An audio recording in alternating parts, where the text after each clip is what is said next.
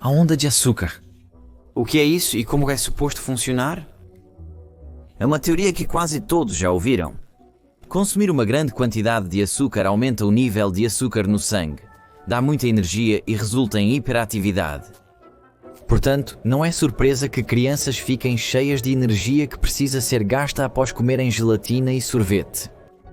O resultado final, como qualquer pai dirá, é que eles correm, enlouquecem e causam caos, exceto que essa não é toda a história. Na verdade, nem é toda a verdade, é apenas o que exatamente está acontecendo. Eu sou Stu, este é o Debunked e estamos aqui para separar a verdade dos mitos e os fatos dos equívocos. Agora, em partes, essa teoria está correta. Quando comemos açúcar, enzimas no intestino delgado o quebram, e ele é então transformado em glicose. O fígado então libera isso em nossa corrente sanguínea e é transportado para nossos órgãos e músculos, e então é convertido em energia. Então, certamente é assim que ocorre a hiperatividade. Quanto mais açúcar comemos, mais energia obtemos, certo? Bem, não, porque é aqui que nosso pâncreas entra em jogo.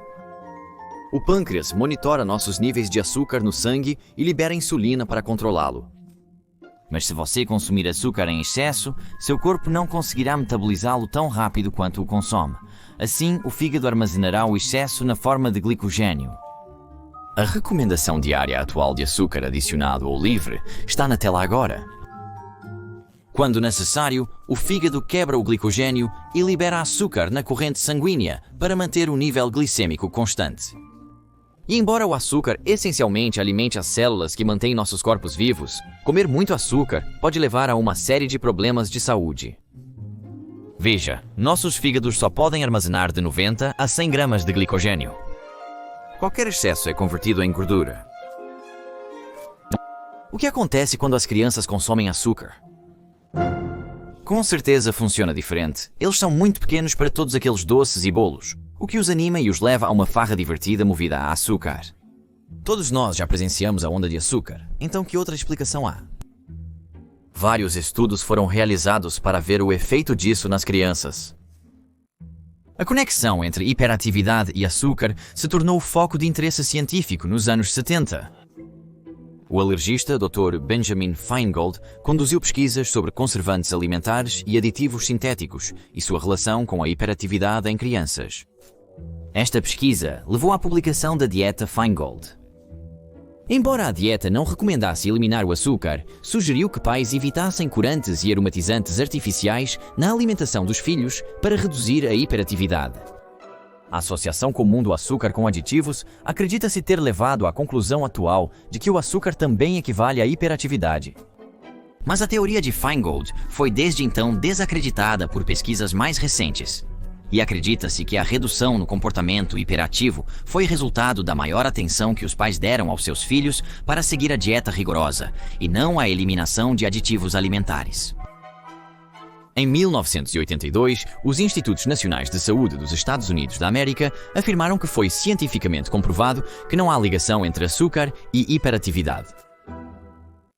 A noção do pico de energia causado pelo açúcar seguiu ganhando força entre pais e mães.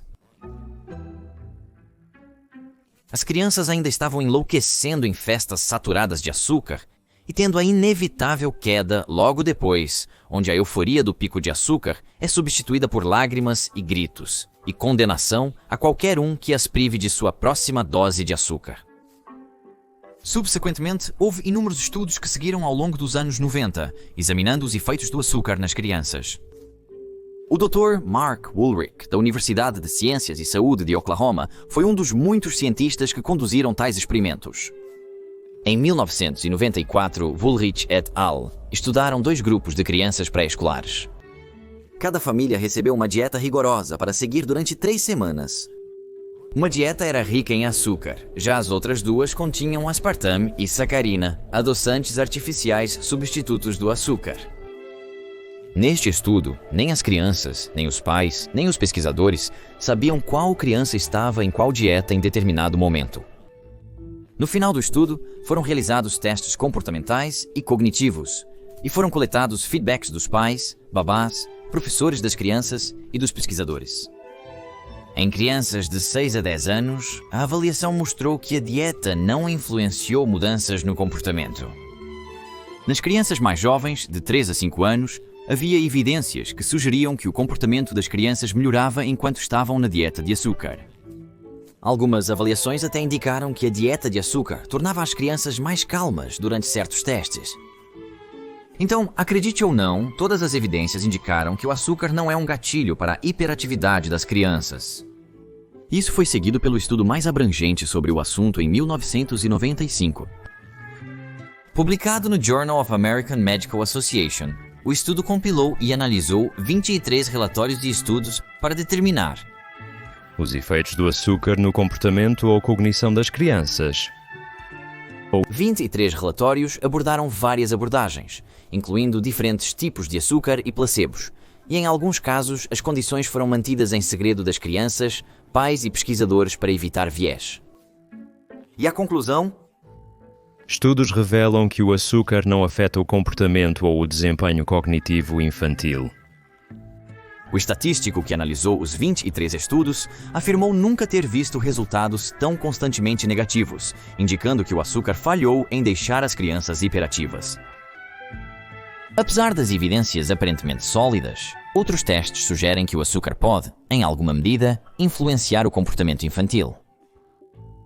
Um estudo do Dr. Tamburlaine, da Universidade de Yale, mostrou que o açúcar pode aumentar os níveis de adrenalina em um experimento. Dr. Tamburlaine relatou que, quando o açúcar é rapidamente absorvido na corrente sanguínea, cria um pico nos níveis de açúcar no sangue, que pode levar a níveis mais altos de adrenalina e temporariamente causar sintomas identificados na hiperatividade. Então, mesmo que alguns desses estudos tenham sido conduzidos décadas atrás, por que as pessoas ainda se referem regularmente à onda de açúcar como um fato? Bem, isso se deve às nossas preconcepções. A expectativa do efeito nubla nosso julgamento e significa que vemos o que queremos ver, independentemente de estar acontecendo ou não. A verdade é que as crianças são naturalmente apaixonadas pela vida e o ambiente é o principal culpado. Do que a comida.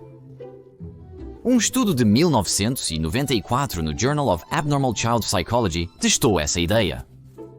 35 meninos de 5 a 7 anos, cujos pais alegavam que eram sensíveis ao açúcar, foram reunidos para um estudo. Os pais foram informados que alguns meninos receberam uma grande dose de açúcar e os demais placebos, mas na realidade todos receberam placebos. O estudo então observou a interação entre os pais e seus filhos. Os pais informados que seus filhos consumiram uma grande dose de açúcar os classificaram como mais hiperativos do que os informados que receberam placebo. Os pais também buscaram ter mais controle sobre essas crianças. Eles criticaram mais, observaram mais e mantiveram uma proximidade maior com seus filhos.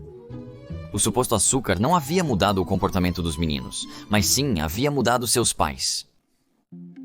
Mas ainda há outro fator a considerar. Estudos revelaram que o amor das crianças por doces está programado nelas. A biologia básica da criança é que eles não precisam aprender a gostar de doce ou sal. Isso está lá desde antes do nascimento. Dr. Manella, do Centro de Sentidos Químicos Monell, explica que o desejo infantil por alimentos doces e calóricos pode ter sido uma característica evolutiva para fornecer as calorias necessárias durante o crescimento rápido quando havia escassez de comida. Manella afirma que o açúcar não apenas tem um bom sabor para as crianças, mas também as faz se sentir bem, sendo este um ponto-chave do argumento do vídeo. Tanto que a pesquisa de Manella mostrou que ele pode realmente aliviar a dor. E muitos hospitais agora aplicam bebês com bebidas de sabor doce para reduzir a dor durante procedimentos menores, mas dolorosos. Esse amor por doçura intensa parece existir até o final da adolescência. E Sue Caldwell, uma pesquisadora da Universidade de Washington, mostrou que as crianças quase não têm limite para o nível de doçura que apreciam. Adultos preferem a doçura de uma lata média de refrigerante, já as crianças preferem no mínimo o dobro. Caldwell descobriu que durante o crescimento ósseo até os 15 ou 16 anos, as crianças preferiam sabores doces.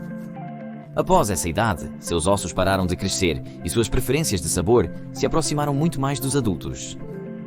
Não sei ao certo, mas suspeito muito que os ossos estão de alguma forma dizendo ao cérebro ou à língua que há energia necessária para o seu crescimento e sinalizando para que essa preferência aumente. A ciência real por trás disso ainda é desconhecida, mas isso pode ajudar a explicar o nível de prazer que as crianças obtêm ao consumir açúcar e, consequentemente, a euforia do açúcar que os adultos percebem.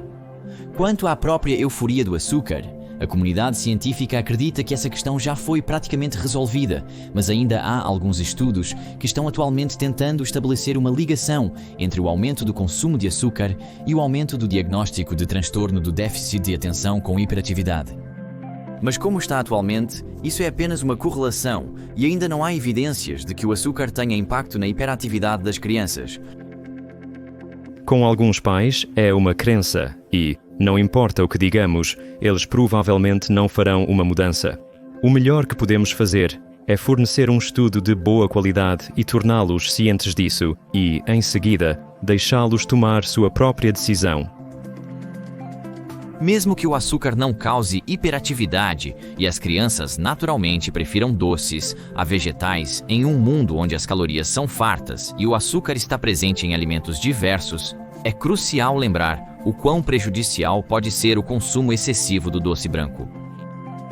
Como tal, o consumo excessivo de açúcar é uma das principais causas de obesidade, diabetes tipo 2 e doenças cardíacas.